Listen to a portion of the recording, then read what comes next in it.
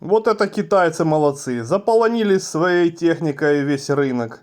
Теперь видео снимаешь про японца, никому ничего не интересно, так как владельцев японской техники намного меньше, чем китайской техники.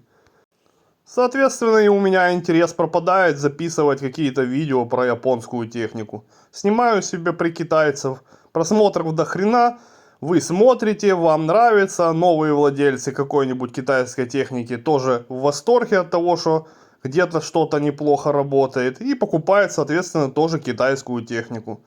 А японская техника уходит на задний план.